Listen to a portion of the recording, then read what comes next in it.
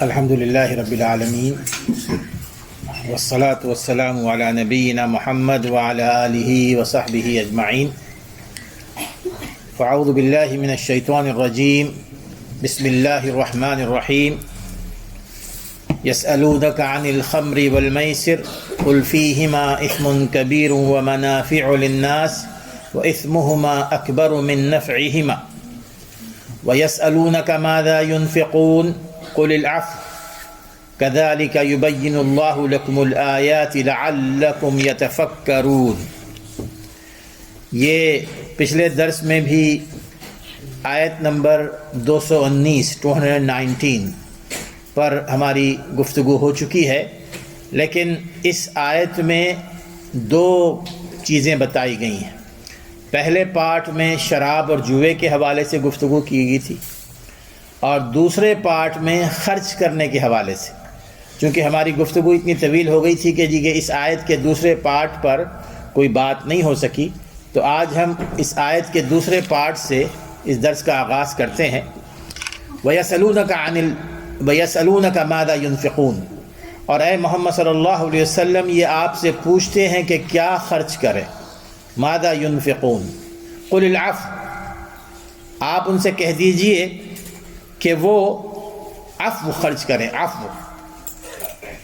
كذلك يبين الله لكم الآيات، اسی طرح اللہ تبارک و تعالیٰ اپنی آیات کھول کھول کر بیان فرماتا ہے. لعلکم تتفکرون، تاکہ تم ان میں غور کرو. تو اللہ تبارک و تعالیٰ نے ان کے جواب میں یہ فرمایا کہ تم نے عفو خرچ کرنا ہے.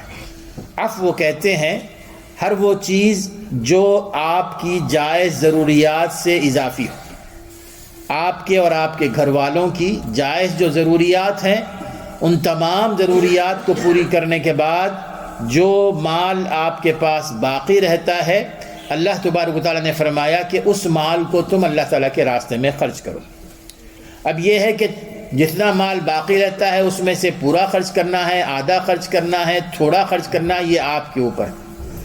اور اس میں یہ بات ہے کہ چاہے وہ امیر ہو، چاہے وہ غریب ہو، چاہے وہ متوسط طبقے سے تعلق رکھتے ہوں، اپنی اپنی استطاعت کے مطابق وہ خرچ کریں گے. ولو بشق تمرہ، چاہے وہ کھجور کے گٹھلی کے چھلکے کے برابر کیوں نہ. کھجور کے گٹھلی کا چھلکا بھی ہمیں جہنم کی آگ سے بچا سکتا ہے. اتقوا النار ولو بشق تمرہ. اس سے دو تین باتیں معلوم ہوتی ہیں. ایک بات تو یہ کہ خرچ کرنے کے معاملے میں اگر کسی کے پاس تنگی ہو اور پھر وہ اتنا ہی خرچ کر سکتا ہو کہ 10 پینس 20 پینس 1 پاؤنڈ، تو اس میں اس کو کسی بھی قسم کے احساس کمتری میں مبتلا ہونے کی ضرورت نہیں. وہ جتنا بھی خرچ کرے گا، اللہ تبارک و تعالیٰ ہمیں یہ نہیں دیکھے گا ہم سے کہ 1 پاؤنڈ ہم خرچ کر رہے ہیں. اللہ تعالیٰ دیکھے گا کہ ہم کس نیت سے خرچ کر رہے ہیں. اسی لیے رسول نے فرمایا کہ اتقوا النار ولو بشق تمرہ، تم اپنے آپ کو جہنم کی آگ سے ایک گٹھلی کا جو چھلکا ہوتا ہے، پوسٹ ہوتا ہے اس پر، کھجور کے گٹھلی کے اوپر جو پوسٹ ہوتا ہے، اس کو بھی تم اگر خرچ کرو گے، اللہ تعالیٰ تمہیں تمہاری نیت کے مطابق جہنم کی آگ سے بچا دے گا. بہرحال میرے دوستو، اس میں درمیان اور اعتدال کو قائم رکھنے کا سبق وہ یہ کہ نہ تم نے اتنا زیادہ خرچ کرنا ہے کہ تمہارے اپنے گھر میں کچھ باقی نہ رہے، اور نہ ہی تم نے اتنا ہاتھ تنگ کر دینا ہے کہ جو ضرورت مند ہیں وہ تمہارے اپنے صدقے سے اور تمہارے اپنے انفاق سے وہ محروم رہیں. لیکن اس میں یہ بات جو بتائی گئی ہے کہ عفو، اس سے معلوم یہ ہوتا ہے کہ سب سے پہلے جو ہمارے اپنے خرچ کے اور پیسے کے مستحق ہیں وہ ہم خود ہیں اور ہمارے اہل و عیال. ہمارے اہل و عیال. صحیح بخاری کی حدیث آتی ہے جس میں رسول اکرم صلی اللہ علیہ وسلم نے جیسے کہ فرمایا کہ تمہارے اپنے خرچ میں اگر تم خرچ کرنا چاہتے ہو تو تم خرچ کرو، لیکن سب سے پہلے تم اپنے اہل و عیال کا دیکھو. آپ نے فرمایا کہ خیر الصدقہ ما کان عن ظہر غنى وابدأ بمن تعول. خیر الصدقہ ما کان عن ظہر غنى، اس کا معنی یہ ہے کہ وہ صدقہ جو آپ دیتے ہیں نا، وہ صدقہ سب سے بہترین ہے کہ جس کے بعد آپ کے پاس اتنا مال رہے کہ جو آپ کے اور آپ کے گھر والوں کے ضروریات کو پورا کر سکے. عن ظہر غنی وابدأ بمن تعول. پھر آپ نے فرمایا کہ تم نے جو مال خرچ کرنا ہے اپنے خرچ کا آغاز تم نے سب سے پہلے ان لوگوں سے کرنا ہے جو تم سے زیادہ قریب ہیں. جو تم سے زیادہ قریب ہیں کون ہیں؟ بیوی بچے ہیں، مال والدین ہیں، بہن بھائی ہیں، ان پر تم خرچ کرو. تو اس سے معلوم یہ ہوتا ہے کہ جو صدقہ ہم اپنے اہل و عیال پر خرچ کرتے ہیں وہ زیادہ بہتر ہے، افضل صدقہ ہے جو اہل و عیال پر خرچ کرتے ہیں. کیونکہ لأن صدقہ تطوع، کہ آپ زکوٰۃ کے علاوہ، یہ بات زکوٰۃ کی نہیں ہو رہی ہے، صدقے کی ہو رہی ہے، زکوٰۃ کے علاوہ جو آپ خرچ کرتے ہیں وہ تو نفل ہے نا، وہ نفل ہے، فرض نہیں ہے آپ پر. لیکن جو رشتہ داروں پر خرچ کرنا ہے وہ فرض ہے. رشتہ داروں پر خرچ کرنا، اپنے بیوی بچوں پہ خرچ کرنا، اپنے بیوی بچوں پہ خرچ کرنا یہ فرض ہے، اور باقی دوسرے لوگوں پر خرچ کرنا وہ صدقہ ہے جو کہ نفل ہے. تو اس لیے اس میں اولیت دینی چاہیے ہمیں اپنے اہل و عیال کی جائز ضروریات پر. جائز ضروریات میں کہہ رہا ہوں کہ ایک یہ تو نہیں کہ جو لوگ لگژری لائف سٹائل کو اپنائے ہوئے ہیں ان کے پاس تو لاکھ وہ کمائیں پھر بھی بس نہیں ہوتا ہے. تو جائز ضروریات کے بعد جو آپ کے پاس باقی رہتا ہے اس کو اللہ تعالیٰ کے راستے میں دیں. کذالک یبین اللہ لکم الآیات لعلکم تتفکرون. پھر اس کے بعد 220 آیت نمبر ہے، اس میں اللہ تعالیٰ نے فرمایا کہ فی الدنیا والآخرہ ہم تمہیں اپنی آیات کھول کھول کر بیان کرتے ہیں تاکہ تم غور کرو اپنے دنیاوی امور پر اور اپنے اخروی امور پر بھی. ٹھیک ہے، آپ نے اور ایک مسلمان کی حیثیت سے ہمیشہ ہمارا ٹارگٹ ہونا چاہیے آخرت پر. آخرت کے حوالے سے سوچ ہو، آخرت کے حوالے سے فکر ہو، لیکن دنیا کو پیچھے نہ چھوڑو. دنیا کے معاملات پر بھی غور کرو، مالی معاملات پر غور کرو، اپنے مسائل پر غور کرو. اور اس کے بعد 220 کی آیت کے دوسرے حصے میں اللہ تعالیٰ فرماتے ہیں وَيَسْأَلُونَكَ عَنِ الْيَتَامَى قُلْ إِصْلَاحٌ لَهُمْ خَيْرٌ وَإِن تُخَالِطُوهُمْ فَإِخْوَانُكُمْ وَاللَّهُ يَعْلَمُ الْمُفْسِدَ مِنَ الْمُصْلِحِ وَلَوْ شَاءَ اللَّهُ لَأَعْنَتَكُمْ إِنَّ اللَّهَ عَزِيزٌ حَكِيمٌ. ایک اور سوال انہوں نے کیا.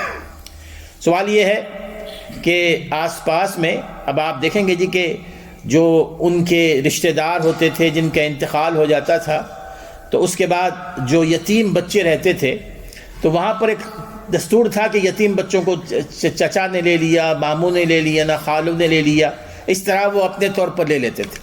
اور یتیم بچوں کے ساتھ ان کے والدین کچھ ورثہ بھی چھوڑ کر جاتے تھے تو وہ مال بھی ان کے ساتھ ان کے پاس آ جاتا تھا. لیکن وہ پوری کوشش کرتے تھے کہ یتیم بچوں کے مال میں کوئی خیانت نہ ہو. لیکن اس کے باوجود سورۃ النساء میں اللہ تبارک و تعالیٰ نے یتیم بچوں کے مال کے حوالے سے جب یہ آیت نازل فرمائی کہ ان الذین یأکلون اموال الیتامی ظلما انما یأکلون فی بطونہم نارا، جو لوگ یتیم بچوں کے مال کو کھاتے ہیں ظلم سے، یتیم بچوں کے مال کو ظلم سے کھاتے ہیں، انما یأکلون فی بطونہم نارا، حقیقت میں وہ اپنے پیٹ میں جہنم کی آگ کو ڈال رہے ہیں، اپنے پیٹ میں جہنم کی آگ. جب یہ آیت نازل ہوئی تو صحابہ پریشان ہو گئے، اس لیے کہ کئی گھر ایسے تھے جہاں پر ان کے پاس یتیم بچے پل رہے تھے، ان کا مال بھی ہوتا تھا. تو جب وہ یہ پریشان ہو گئے تو انہوں نے کیا کیا؟ انہوں نے یہ کیا کہ یتیم بچوں کا جو مال تھا بالکل اس کو الگ کر دیا، اپنے مال کو الگ کر دیا. ان کے پاس مال جو ہوتا تھا آج کے زمانے کی طرح نہیں ہے کہ کچھ اناج ہوتا تھا، کچھ اور چیزیں ہوتی تھیں. تو اب وہ یہ کیا انہوں نے کہ ان کے لیے علیحدہ پکوانا شروع کر دیا. اب اگر وہ کھا لیتے اور پھر بچ بھی جاتا تو پھر اس کو ہاتھ نہیں لگاتے تھے، وہ خراب بھی ہو جاتا تھا. لیکن وہ کہتے تھے کہ یہ یتیم کا مال ہے، اس کو ہم نے استعمال نہیں کرنا، اور وہ آپس میں اس کو مکس بھی نہیں کرتے تھے اپنے مال سے. یہاں پر اللہ تبارک و تعالیٰ نے فرمایا وَيَسْأَلُونَكَ عَنِ الْيَتَامَى قُلْ إِصْلَاحٌ لَهُمْ خَيْرٌ. اللہ تعالیٰ نے فرمایا کہ ٹھیک ہے تم نے یتیموں کی دیکھ بھال کرنی ہے اور یہ کوشش کرنی ہے کہ جس قدر ہو سکے ان کو فائدہ پہنچاؤ، ان کو نقصان سے بچائے رکھو. وَإِن تُخَالِطُوهُمْ فَإِخْوَانُكُمْ، اور اگر ان کے مال کو تم اپنے مال کے ساتھ ملا لو، ان کے ساتھ بیٹھ کے کھانا کھاؤ ایک جگہ، تو وہ تمہارے بھائی ہیں، تمہارے بھائی ہیں، اس میں کوئی بات نہیں ہے. کیونکہ واللہ یعلم المفسد من المصلح، کیونکہ اللہ تعالیٰ جانتا ہے کس کے دل میں کھوٹ ہے. اللہ تعالیٰ بہتر جانتا ہے کس کے دل میں کوئی برائی ہے، اللہ تعالیٰ بہتر جانتا ہے کوئی خیانت کرنا چاہ رہا ہے۔ وَلَوْ شَاءَ اللَّهُ لَعَانَتَكُمْ إِنَّ اللَّهَ عَزِيزٌ حَكِيمٌ، اگر اللہ تعالیٰ چاہتا تو تم پر مشقت ڈال دیتا، وہ اس طرح کہ تم سے یہ کہا جاتا کہ تم نے یتیموں کا مال علیحدہ رکھنا ہے، ان کا حساب علیحدہ رکھنا ہے۔ اب اس میں یہ بات ہمارے لیے بھی ہے میرے دوستو۔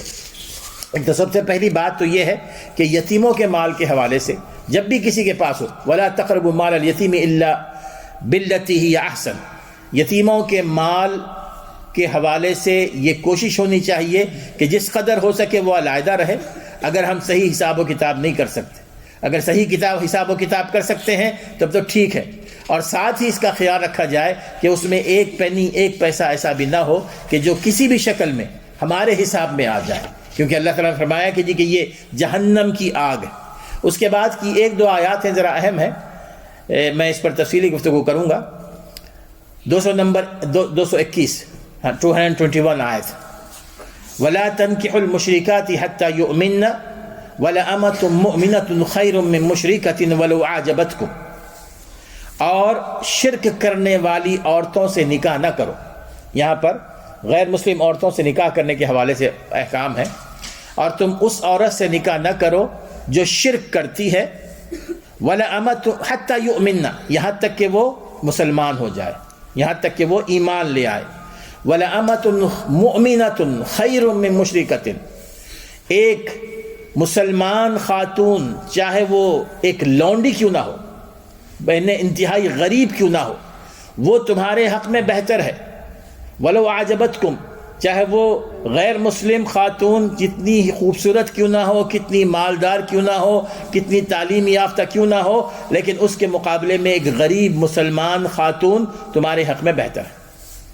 وَلَأَمَةٌ مُؤْمِنَةٌ خَيْرٌ مِّن مُّشْرِكَةٍ، اور پھر فرمایا وَلَا تُنْكِحُوا الْمُشْرِكِينَ حَتَّى يُؤْمِنُوا، اور اپنی بیٹیوں کو اور اپنی بہنوں کو اور جو تمہارے ولایت کے تحت ہیں ان خواتین کا نکاح ان مردوں سے نہ کرو جو مشرک ہیں، حَتَّى يُؤْمِنُوا، یہاں تک کہ وہ اسلام قبول کر لیں۔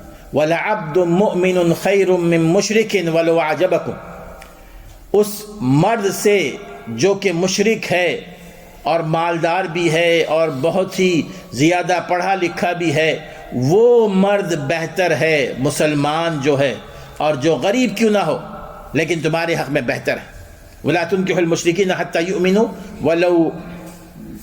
وَلَعَبْدٌ مُؤْمِنٌ خَيْرٌ مِّن مُّشْرِكٍ وَلَوْ أَعْجَبَكُمْ، اور پھر آگے اللہ تعالیٰ فرمایا کہ أُولَٰئِكَ يَدْعُونَ إِلَى النَّارِ، یہ جو مشرک خواتین ہیں، یہ جو مشرک مرد ہیں، ان کا کام یہ ہے کہ تمہیں دوزخ کی طرف بلاتے ہیں، جہنم کی طرف بلاتے ہیں۔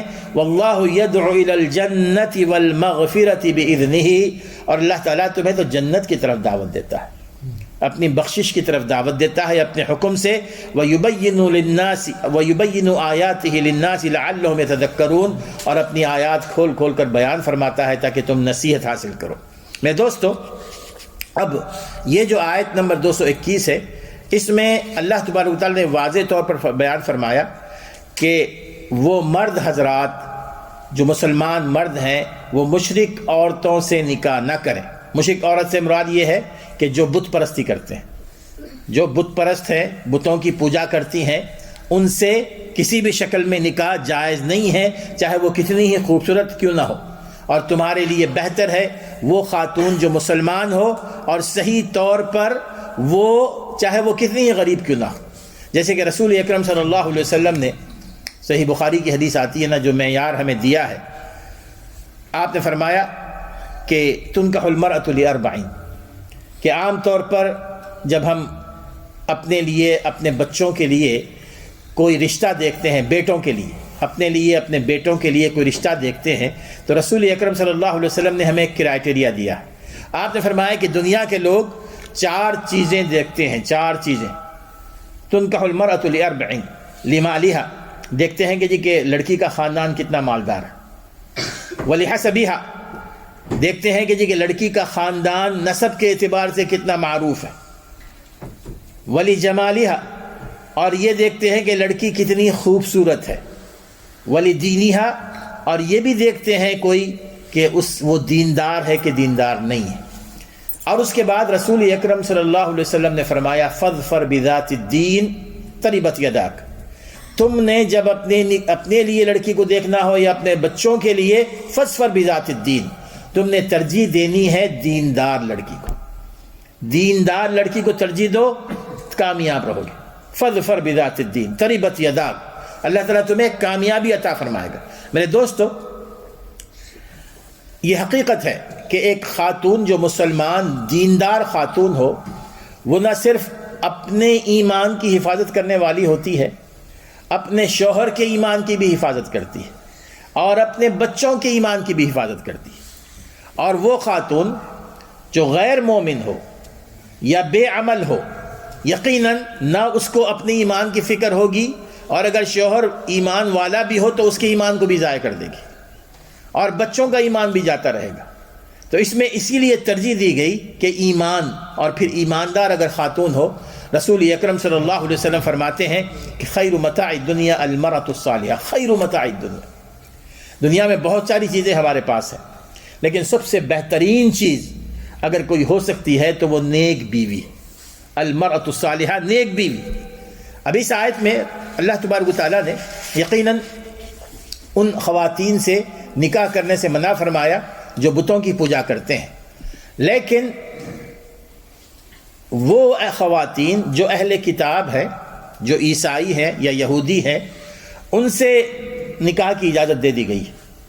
یعنی وہ خواتین جو عیسائی ہیں، یہودی ہیں، ان سے مسلمان مرد نکاح کر سکتے ہیں۔ سورہ مائدہ کی آیت نمبر 5 ہے، دیکھیے، جس میں اللہ تعالیٰ فرماتے ہیں کہ والمحصنات من الذین اوتوا الکتاب من قبلکم اذا آتیتموہن اجورہن محصنین غیر مصافحین ولا متخذی اخدان، کہ تم نکاح کر سکتے ہو ان اہل کتاب کی عورتوں سے جو پاک دامن، جو پاک دامن عورتیں ہیں، ان سے تم نکاح کر سکتے ہو، بشرطے کہ تم ان کو ان کا مہر ادا کرو۔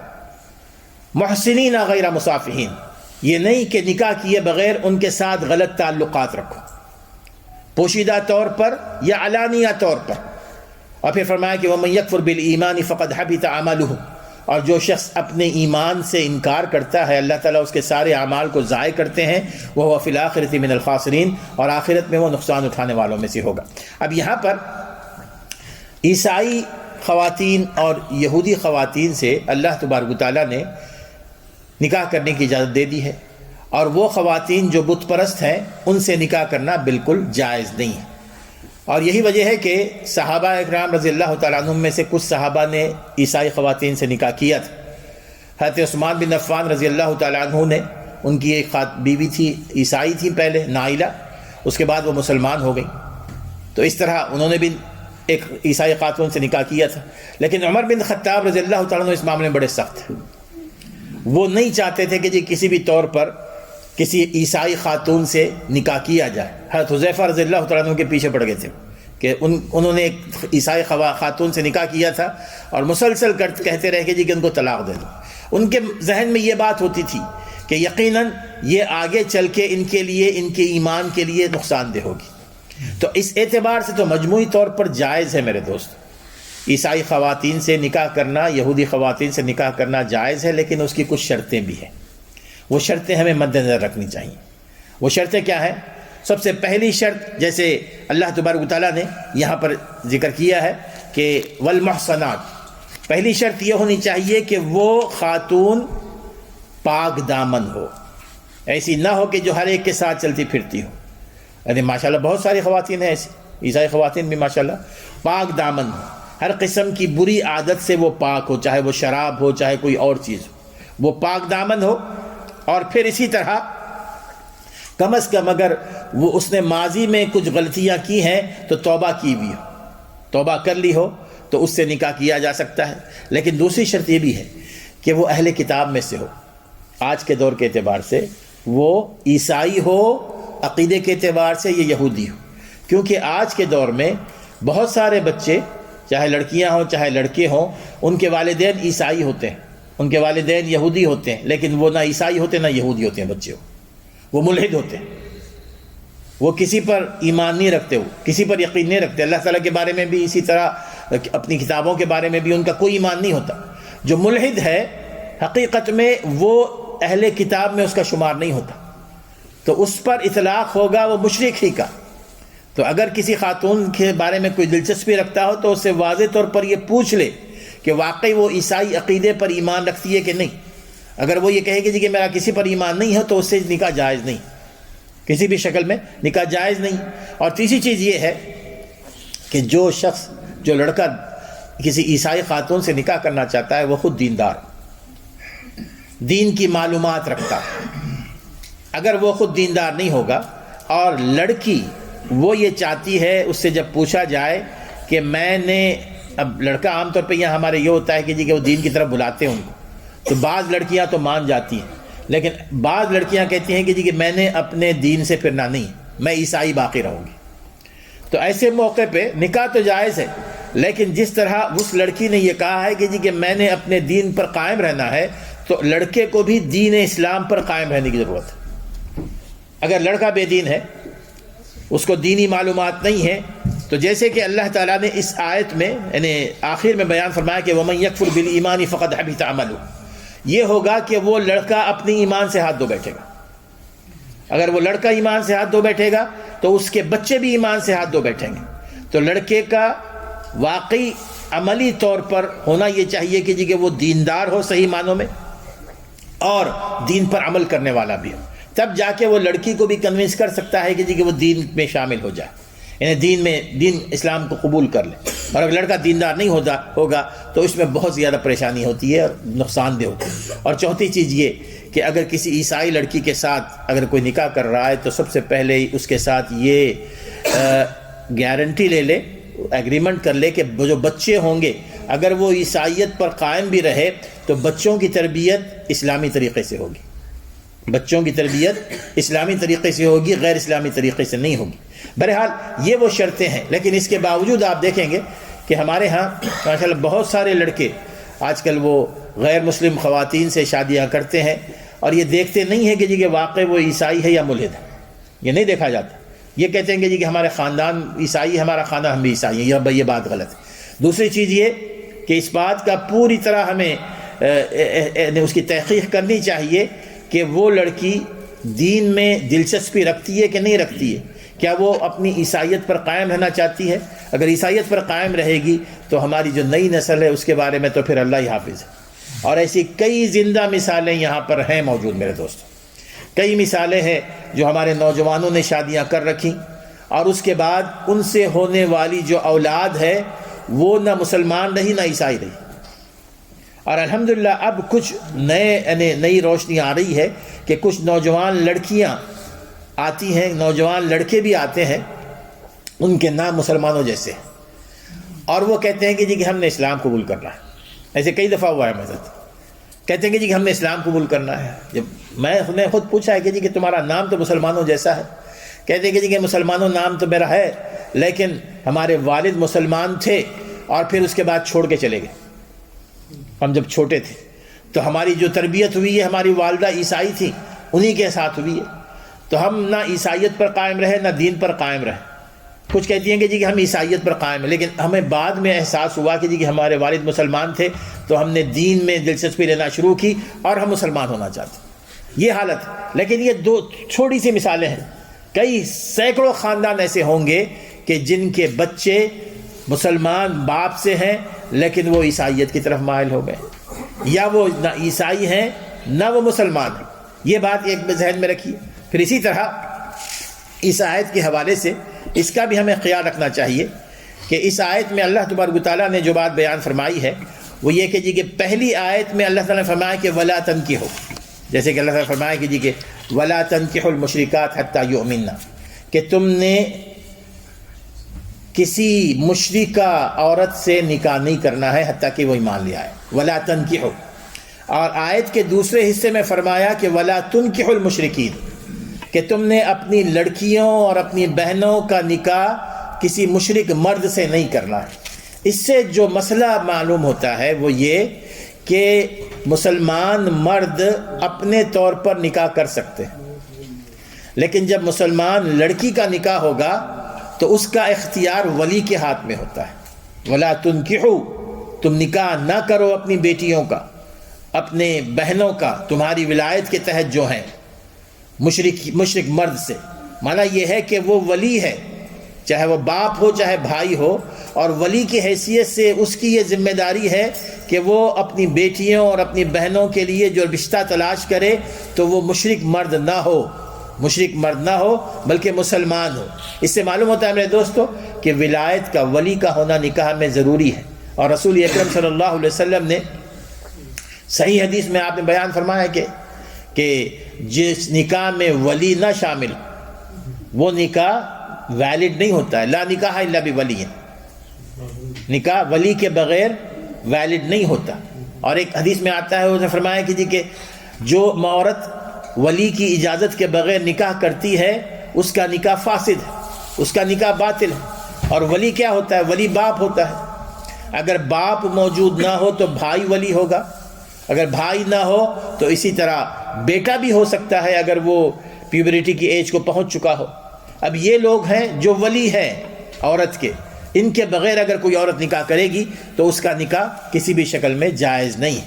اور اسی طرح اس آیت کے حوالے سے یہ بھی بتا دوں میں کہ اس میں یہ بات بتائی گئی ہے کہ اہل کتاب خواتین سے مسلمان مرد نکاح کر سکتے ہیں، لیکن مسلمان خواتین اہل کتاب مرد سے نکاح نہیں کر سکتے۔ یہ بات بھی ذہن رکھیے کہ مسلمان خواتین کسی اہل کتاب مرد سے نکاح کرنا بالکل ناجائز ہے۔ اب اس کے بعد آئیے آیت نمبر 222۔ یہ الگ ٹاپک ہے، چونکہ اب چھوٹی چھوٹی آیات ہیں اور ہر آیت اپنی اپنی جگہ ایک ٹاپک لیے ہوئے ہیں۔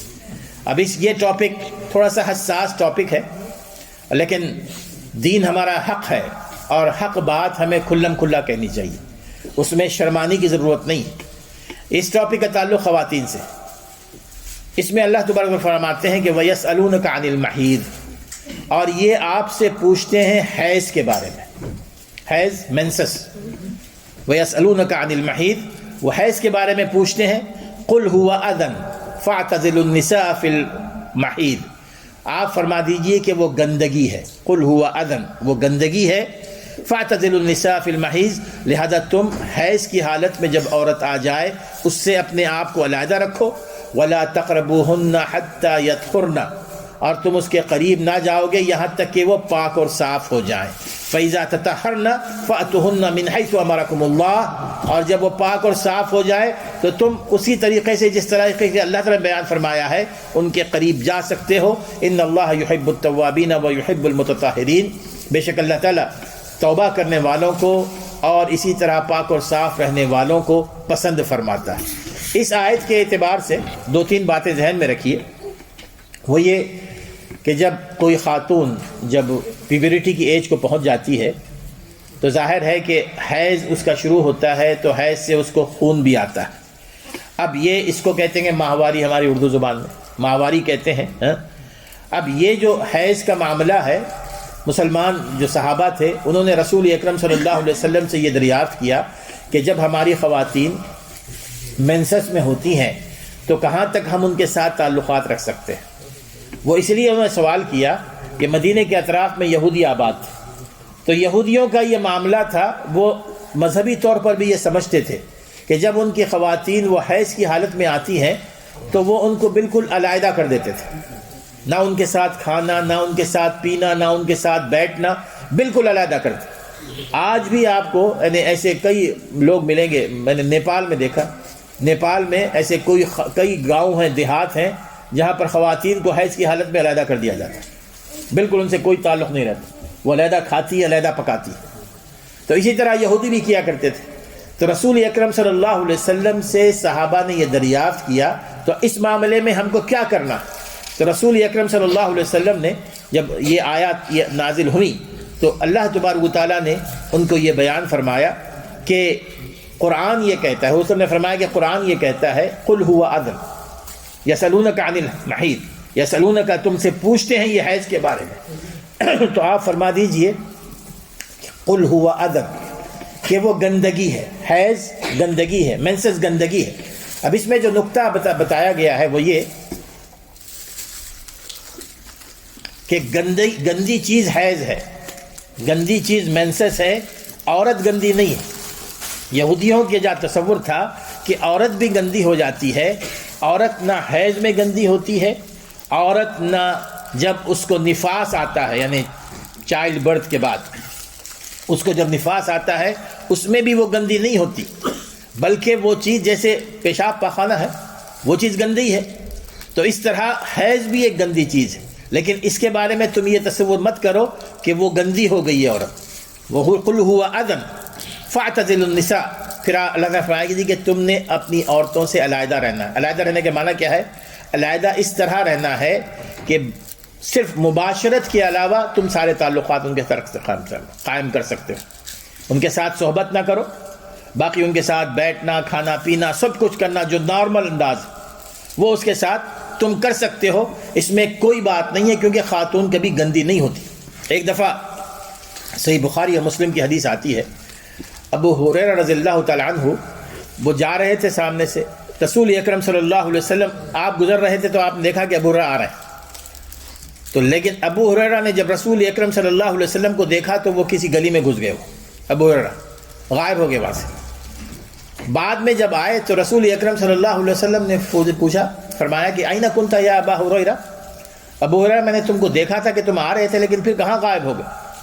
تو ابو ہریرہ رضی اللہ تعالیٰ عنہ نے فرمایا کہ یا رسول اللہ میں جنابت کی حالت میں تھا، جنابت کی حالت میں تھا، مجھ پر غسل فرض تھا، تو میں گندگی کی حالت میں تھا، اس حالت میں میں آپ کے ساتھ ملنا نہیں چاہتا تھا، آپ کے ساتھ بیٹھنا نہیں چاہتا تھا۔ رسول اکرم صلی اللہ علیہ وسلم کا ادب، آپ کا احترام صحابہ کے دلوں میں اتنا تھا، تو رسول اکرم صلی اللہ علیہ وسلم کی زبان مبارک سے یہ الفاظ نکلے، سبحان اللہ، یعنی تعجب سے، سبحان اللہ، ان المؤمن لا ینجس، آپ نے فرمایا کہ مومن کبھی گندا نہیں ہوتا، وہ جنابت کی حالت ہے وہ علیحدہ چیز ہے، لیکن مومن کو گندا نہیں کہا جا سکتا، نہ مومن عورت گندی ہوتی ہے نہ مومن مرد گندا ہوتا ہے، تو اس اعتبار سے تم نے اس کے ساتھ رہنا ہے، جیسے کہ صحیح بخاری کی حدیث آتی ہے کہ اصنعوا کل شیء الا النکاح، کہ تم اپنی عورت کے ساتھ جو سب کچھ کر سکتے ہو سوائے نکاح کے، نکاح کہتے ہیں مباشرت کو، تعلقات پیدا کرنے کو، اس کے علاوہ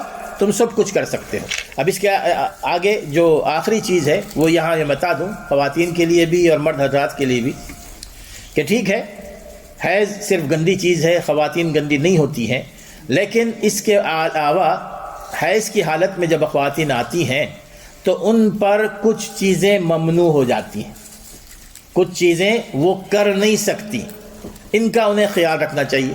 سب سے پہلی چیز تو وہ یہ ہے کہ نماز وہ نہیں پڑھ سکتی، چاہے فرض نماز ہو، چاہے نفل نماز ہو، چاہے کوئی اور جنازے کی نماز ہو، وہ نماز نہیں پڑھ سکتی۔ اس پر تمام صحیح احادیث موجود ہیں، تمام صحابہ کا اجماع بھی ہے کہ وہ نمازیں نہیں پڑھ سکتی۔ نمبر 2 کہ وہ روزے نہیں رکھ سکتی، چاہے وہ فرض روزے ہوں، چاہے وہ نفل روزے ہوں، چاہے وہ کفارے کے لیے کوئی روزے ہوں، وہ روزے نہیں رکھ سکتی۔ لیکن یہ ہے کہ کہ نمازوں کی وہ قضا بعد میں نہیں کریں گی، لیکن روزوں کی قضا کریں گی، اور روزوں کی قضا کے لیے بھی اس میں کوئی مدت محدود نہیں ہے کہ جو ہی رمضان ختم ہو جائے تو وہ روزوں کی قضا کر لیں، ان کے لیے گنجائش ہے۔ حضرت عائشہ رضی اللہ تعالیٰ عنہ آئندہ شعبان تک وہ اپنے روزے قضا کرتی تھی، یعنی رمضان کے آنے سے پہلے تک۔ تو اگر کوئی چاہتے ہیں کہ شوال کے 6 روزے رکھیں تو شوال کے 6 روزے رکھنے کے لیے یہ شرط ہے کہ پہلے اپنے وہ روزے مکمل کریں جو چھوٹ گئے، تبھی جا کے وہ ثواب ملے گا، 1 سال کے روزوں کا ثواب۔ تو اس لیے ان کے لیے یہ ہے، لیکن اگر وہ شوال کے روزے رکھنا نہیں چاہتی تو جب چاہیں وہ روزے رکھ سکتی ہیں، جب ان کے پاس وقت ہے، جب ان کے پاس بہرحال گنجائش ہے، وہ اپنے آپ کو فٹ محسوس کر سکتی ہے۔ پھر اسی طرح نمبر 3 وہ کعبۃ اللہ کا طواف نہیں کر سکتی، کعبۃ اللہ کا طواف ان پر ممنوع ہے، جیسا کہ عائشہ رضی اللہ تعالیٰ عنہ جب حجۃ الوداع کے موقع پر وہ عین حج کے موقع پر وہ حیض سے ہو گئی، ان کو مینسز آنے شروع ہو گئے اور بڑی پریشان ہوئی نا، تو اس موقع پر رسول اکرم صلی اللہ علیہ وسلم نے ان کو فرمایا کہ افعلی ما یفعل الحاج، کہ تم ہر وہ کام کر سکتے ہو جو حاجی کرتے ہیں، غیر اللہ تطوفی بالبیت حتی تطہری، صرف یہ کہ تم کعبۃ اللہ کا طواف نہیں کرو گی یہاں تک کہ تم پاک اور صاف ہو جاؤ۔ تو اس اعتبار سے وہ طواف وہ نہیں کر سکتے۔ لیکن اس میں ایک ضمنی مسئلہ میں بتا دوں، آج کل کے دور میں چونکہ کئی خواتین کو پیش آتا ہے بعض خواتین جاتی ہیں حج پر یا عمرے پر جاتی ہیں، گروپ کے ساتھ جاتی ہیں، وہ گروپ کے ساتھ ہوتی ہیں، ان کا واپسی کا ٹکٹ بھی بک رہتا ہے، ریٹرن ٹکٹ کہ کب نکلنا ہے ہم نے۔ عین وقت پر جب مثال کے طور پر 1 ہفتے کے لیے گئی ہیں، وہاں جب پہنچتی ہیں تو وہ منسس میں آ جاتی ہیں، ان کو حیض شروع ہو جاتا ہے۔ اب ایسے موقع پہ عمرہ بھی کرنا ہے ان کو، اور عمرے میں تو طواف بھی کرنا ہوتا ہے، وہ سعی بھی کر سکتی ہیں، سب کچھ کر سکتی ہیں، لیکن طواف نہیں کر سکتی۔ اب ایسے موقع پر ان کو 1 ہفتے کے اندر واپس بھی ہونا ہے، گروپ کے ساتھ ہے، اکیلی اور تنہا بھی رہ نہیں سکتی۔ اب ان کے لیے کیا کیا جائے؟ ظاہر ہے کہ کہ یا تو وہ بغیر عمرہ کیے چلی جائیں، یا کوئی اور شکل ہے کہ بعد میں آ کے کر سکیں۔ اور خاص طور پہ حج کے معاملے میں اگر وہ حج نہ کر سکیں تو یہ ظاہر ہے کہ وہ بعد میں آ کے حج کہاں کریں گی، ان کے لیے ناممکن ہوتا ہے۔ تو اس لیے علماء نے اس پر فتویٰ دیا ہے، یعنی سابقین میں بھی ویسے ہیں جنہوں نے یہ فتویٰ دیا ہے کہ اگر عورت کے لیے ایسی کوئی گنجائش نہیں ہے کہ وہ کسی بھی شکل میں طواف کر سکے اپنے لوگوں کے ساتھ، تو ایسے موقع پر اس کو جواز ہے، اس کے لیے جائز ہے، اپنے آپ کو پوری طرح محفوظ کر لے کہ کوئی قسم کی ایسی گندگی نہ ہو، اپنے آپ کو پوری طرح محفوظ کر کے وہ طواف کر سکتی۔ اب یہ اضطراری حالت ہے، سمجھیے اضطراری حالت۔ اسی طرح قرآن مجید کو کوئی حیض میں جو خاتون ہیں وہ چھو نہیں سکتی۔ قرآن مجید کو چھونے کا مسئلہ جو ہے، اس کا معنی یہ نہیں ہے کہ وہ پڑھ نہیں سکتی، وہ پڑھ سکتی ہیں چھوئے بغیر، چاہے وہ زبانی پڑھ لیں، چاہے وہ گلوز پہن کے پڑھ لیں، چاہے وہ اپنے فون میں ایپ میں پڑھ لیں، وہ قرآن مجید کی تلاوت کریں۔ حیض کی حالت میں بھی تلاوت کر سکتی ہیں، حیض کی حالت میں ذکر و اذکار کر سکتی ہیں، حیض کی حالت میں دینی کتابیں پڑھ سکتی ہیں، اس میں کوئی ایسی بات نہیں ہے۔ لیکن قرآن مجید کو چھو کر نہ پڑھیں۔ رسول اکرم صلی اللہ علیہ وسلم نے، ایک صحابی تھے عمر بن حزم رضی اللہ تعالیٰ عنہ، انہوں نے کہا تھا کہ مجھے آپ جو ضروری باتیں ہیں دین کی وہ مجھے لکھ کر دے دیں۔ تو رسول اکرم صلی اللہ علیہ وسلم نے لکھوایا تھا، اور اس میں آپ نے یہ بات لکھوائی تھی کہ وَلَا يَمُسُّ الْقُرْآنَ إِلَّا طَاهِرٌ، کہ قرآن مجید کو صرف پاک اور صاف شخص ہی چھوئے گا، پاک اور صاف شخص ہی چھوئے گا۔ پاک اور صاف سے مراد یہی ہے کہ جنابت کی حالت ہے، یا اسی طرح یہ کہ حیض کی حالت۔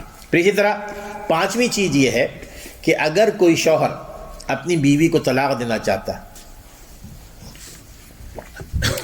طلاق کا مسئلہ بہرحال یہ بڑا لمبا چوڑا ہے، لیکن یہ بتا دوں میں کہ اگر کوئی اپنی بیوی کو طلاق دینا چاہتا ہے تو حیض کی حالت میں وہ طلاق نہیں دے گا۔ اگر کوئی حیض کی حالت میں طلاق دیتا ہے وہ طلاق واقع نہیں ہوتی۔ عبداللہ بن عمر رضی اللہ تعالیٰ عنہ نے، صحیح بخاری کی حدیث آتی ہے، اپنی بیوی کو انہوں نے حیض کی حالت میں طلاق دے دی۔ عمر بن خطاب رضی اللہ تعالیٰ عنہ رسول اللہ علیہ وسلم کے پاس آئے اور سوال کیا کہ اس طرح ہوا ہے، تو آپ نے ان کو فرمایا کہ اپنے بیٹے سے جا کے کہو کہ اپنی بیوی کو واپس لے لے، اپنی بیوی کو واپس لے لے، اور جب وہ حیض سے پاک ہو جائے گی پھر اس کے بعد دوسرا حیض آئے گا، پھر اس کے بعد پاک ہوگی، تو اس کے بعد اگر وہ طلاق دینا چاہے تو طلاق دے، رکھنا چاہے تو رکھے۔ تو معنی یہ ہوا کہ حیض کی حالت میں طلاق واقع نہیں ہوتی۔ سورہ طلاق کی جو آیت ہے کہ آپ نے فرمایا کہ جب تم اللہ تعالیٰ فرماتے ہیں کہ جب تم اپنی بیویوں کو طلاق دینا چاہو تو طلاق عدت کی حالت میں دو۔ عدت کہتے ہیں کہ جہاں سے عدت شروع ہوتی ہے، جب حیض کی حالت میں عورت ہوگی تو اس کی عدت شمار نہیں کی جائے گی، اس لیے کہ وہ حیض کی حالت میں۔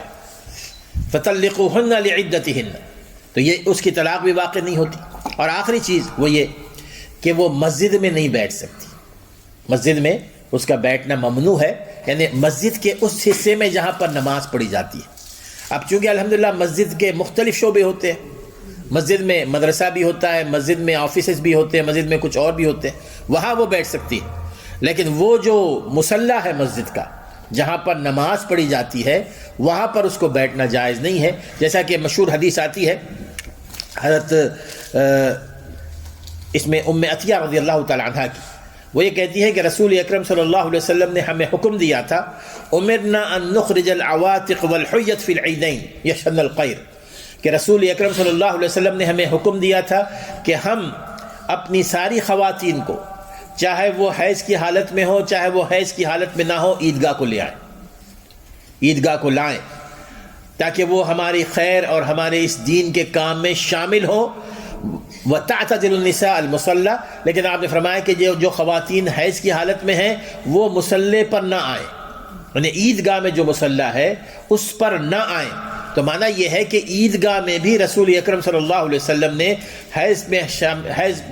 حائضہ خاتون کو مصلی پر بیٹھنے سے منع فرمایا. تو مسجد تو بہت زیادہ اولا ہے کہ وہ مسجد میں آ کے وہاں بیٹھے جہاں پر نماز پڑھی جاتی ہے. اسی طرح صحیح بخاری کی حدیث آتی ہے نا، ایک دفعہ رسول اکرم صلی اللہ علیہ وسلم نے حضرت عائشہ رضی اللہ عنہ فرمایا کہ جی کہ میرا ایک کپڑا ہے، کپڑا اس کو خمرہ کہتے ہیں، آپ کی چادر تھی یا کوئی، آپ نے حضرت عائشہ کو فرمایا کہ جی کہ وہ مسجد سے لے کر آ جاؤ، مسجد سے لے آ جاؤ. اور حضرت عائشہ نے فرمایا کہ جی کہ میں تو حیض کی حالت میں ہوں، مسجد میں کیسے میں لے آؤں؟ تو آپ نے فرمایا کہ جی کہ تمہارے ہاتھ میں حیض نہیں لگا ہوا ہے، تمہارے ہاتھ میں حیض نہیں لگا ہوا. اب اس حدیث سے کیا معلوم ہوتا ہے کہ رسول اکرم صلی اللہ علیہ وسلم نے ان کو جب یہ فرمایا کہ جی کہ میرا کپڑا وہ ہے وہاں سے لے آؤ جاؤ مسجد سے، تو مسجد کوئی علیحدہ چیز نہیں تھی نا اس وقت. حضرت عائشہ رضی اللہ تعالیٰ عنہا کا دروازہ مسجد میں کھلتا تھا، ان کی جو ونڈو تھی وہ بھی مسجد میں کھلتی تھی نا، مسجد ہی کے ساتھ تھا دروازہ، یہ مسجد ہے. تو آپ نے فرمایا کہ جی کہ وہاں پڑا ہوا ہے وہ میرا کپڑا، وہاں سے مجھے دو.